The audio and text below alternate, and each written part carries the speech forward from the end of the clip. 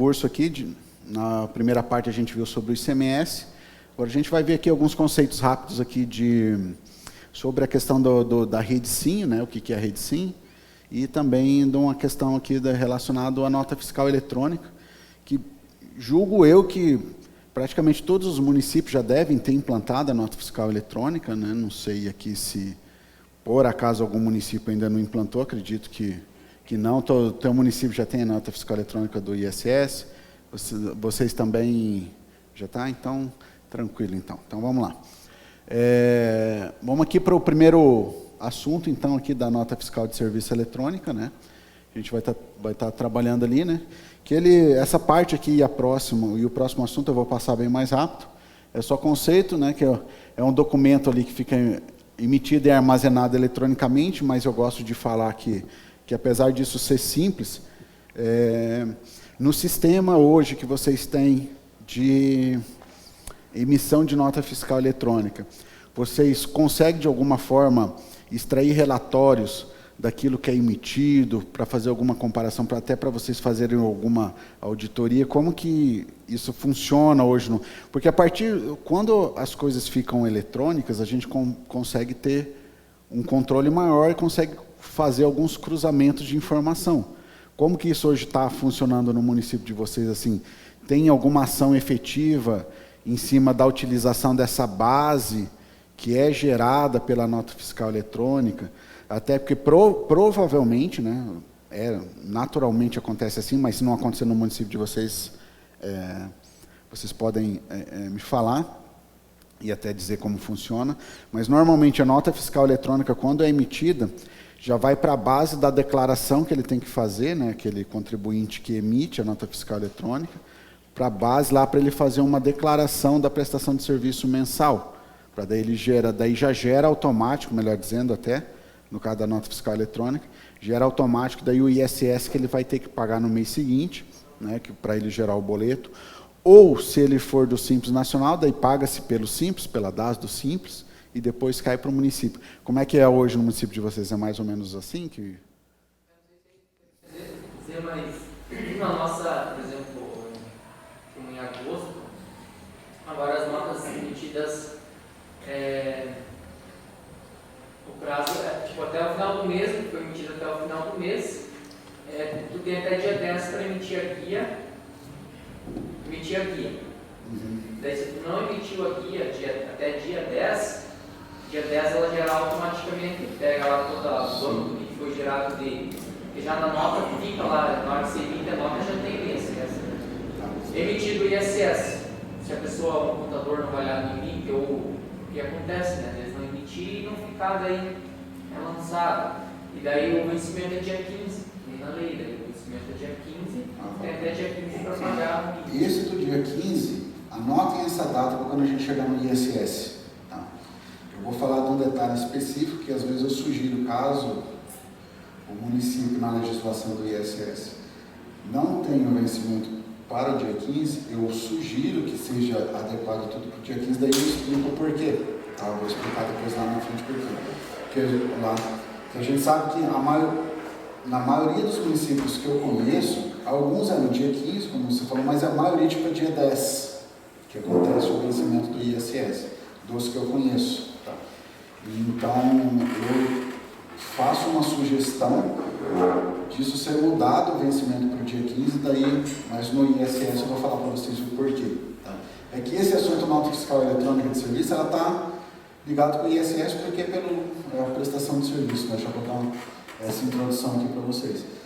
Então, esse documento, né, é um documento ali que vai ficar digital e a gente pode extrair muita informação ali, né? Inclusive, já fazendo um link até com auditoria, né, com fiscalização, vocês podem tirar ou deveriam, o sistema poderia ter essa disponibilidade para vocês de fazer busca por filtros de contribuinte, colocar filtros no seguinte sentido, por exemplo, contribuintes sem emissão de nota fiscal num determinado período, né? Não sei se vocês já fizeram, e alguém já trabalhou alguma ação nesse sentido? A nota fiscal não faz muito tempo e a gente está ainda adequando muitas coisas. A fiscalização mesmo, de verdade, ainda não concluiu. Eu já vou dar umas dicas para vocês aqui. Lá, vocês chegaram, assim, nos outros municípios, chegaram a fazer algum trabalho em cima dessa base de dados que tem com a nota fiscal eletrônica? Porque, assim, por exemplo, eu vou, assim, dá para a gente fazer bastante coisa, né? Mas vou dar um exemplo, assim, mais comum, né?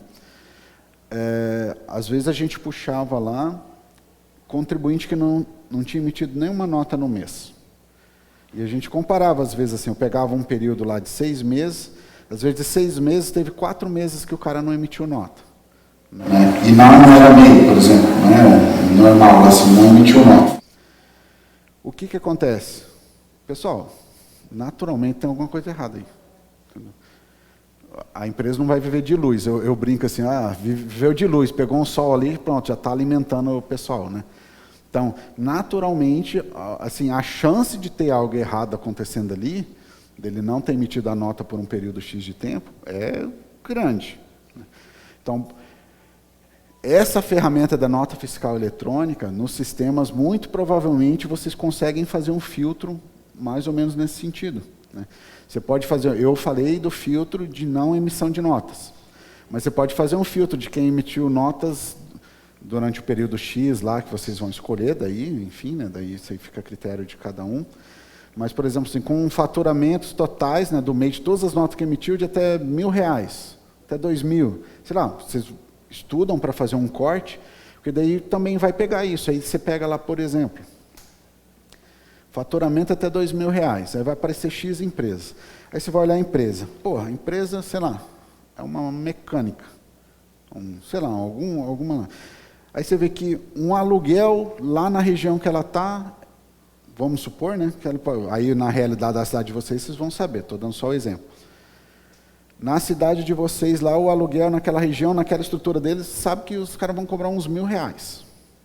Aí o cara tem 1 ou 2 funcionários. Pô, cada funcionário brincando, se ele pagar o salário mínimo, ele vai ter uma despesa total de uns 2 salários mínimos por mês, mais ou menos. Então, se ele tem 2 empregados, ele já vai 4.000 com mais 1.000 do aluguel, R$5.000. Aí mais uma despesa ou outra que ele tem mais, vamos supor que ele tem uma despesa de uns R$7.000. Aí ele está faturando todo mês uns R$2.000. Pô, esse cara é muito bonzinho, né? Ele está... ele é um cara do bem, assim, muito... Né? Ele é beneficente, né? Basicamente, ele trabalha que é para os outros, né? Está dando dinheiro, tirando dinheiro do bolso dele, dando para os outros. Então, é um outro sinal, um outro indicativo, né, de que, cara, alguma coisa errada ali tem. Né? Eu nunca cheguei a auditar uma situação dessa, mas minha dúvida é como, por exemplo, assim, a gente sabe até que o faturamento teu é uma base de uns 10 mil, serviço ela está declarando 3. Sim. Como faz, né? Tipo, normalmente, as legislações locais do ISS, na parte que fala do arbitramento da base de cálculo, ela deve trazer alguma regra. Tem um negócio de média, tem uma questão... Então, você vai observar o que está lá, porque cada município, às vezes, pode tratar... Às vezes, quando você pega um município de uma determinada região, às vezes é tudo meio que um copia e cola de todo mundo ali, né? Aí, às vezes, as legislações são mais ou menos todas iguais. Mas não vou arriscar aqui falar que eu não conheço de vocês, mas, enfim. Aí, normalmente, você pega o seu código para esses casos, vai na parte que fala do arbitramento, lá no ISS, porque é uma questão bem específica, né? Ou, às vezes, pode ter alguma coisa na parte geral também. Mas é comum também, pela especificidade do ISS, ter algo de arbitramento no ISS, específico para o ISS. A pessoa emitiu a nota certa, né? Uma nota de limpeza lá que vai no serviço numa indústria lá. Já fiz arbitramento, cobrado, pago, tudo certo, mas há essa questão, por exemplo, assim, as notas não estão sendo emitidas corretamente. Seria em loco você ir, por exemplo, saiu lá o cara lá com o carro, a gente sabe que fez o serviço. É complicadinho, a parte do ISS. Você tem que pegar e, assim, não adianta, você tem que entrar no problema e entender daí aquele segmento, como é que ele funciona. para você ter parâmetros de quanto é cobrar. Vou dar um exemplo bem esdrúxulo, assim. Vamos supor lavação de carro, né? Aí você sabe que você vai em vários lugares do município que lava carro, é 50, 60, 70 reais, né? Sabe que é mais ou menos assim. Aí, de repente, você pega, vamos supor que você fez isso aí, puxou lá e viu que a lavação dos carros, o cara está cobrando 10 reais na nota, né? Na nota fiscal. Você fala, porra, né? Então, eu estou falando assim, para vocês entenderem que daí eu estou analisando o segmento de lavação. Aí é a mesma coisa com qualquer segmento, né? Aí você tem que tentar identificar, juntar elementos, né?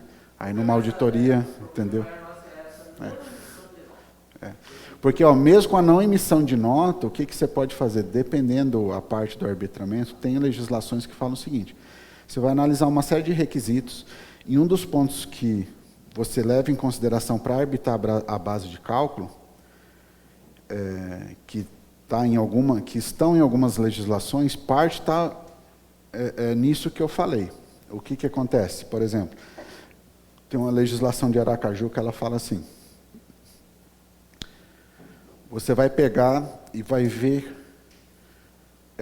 quanto que o cara paga de aluguel. Se não for possível identificar, você vai saber qual que é o valor daquele imóvel, o valor venal, né, que daí o município consegue ter uma noção, o que é o valor venal daquele imóvel. E na lei de Aracaju, eu estou falando na lei de Aracaju, tá, pessoal? Na lei de Aracaju, ele fala que é o seguinte: do valor do imóvel, se você não for possível identificar o aluguel, porque o cara às vezes não fez contrato, está tudo escondido as coisas, né, você considera 1% do valor do imóvel como se alugado fosse, né? Então, eu tenho um imóvel que lá se avaliou 100 mil reais, então a lei está falando que é para considerar como se o aluguel fosse R$1.000. Tá? A lei está falando lá, fala o seguinte: olha, quem está com os funcionários, né, vou somar esse custo com o funcionário. Vou somar vários custos lá que ele tem dentro. A lei vai elencando lá. Aí o que acontece? Eu somo todos esses custos. Aí vamos imaginar que deu 10 mil reais esses custos. O faturamento do cara, pela lei de Aracaju, não pode ser inferior, quando isso no arbitramento, tá? Não pode ser inferior a esses 10 mil mais 30%. Que daí seria tipo o lucro, né? O que ele está tendo ali da operação. Então, ele tem 10 mil, então ele 3 mil reais. Então, daí arbitraria uma base de cálculo, nesse exemplo pequeno que eu dei para vocês, arbitraria a base de cálculo em 13 mil reais. Aí vai lá, aplica a alíquota que o município tem para aquela atividade em cima dos 13 mil reais.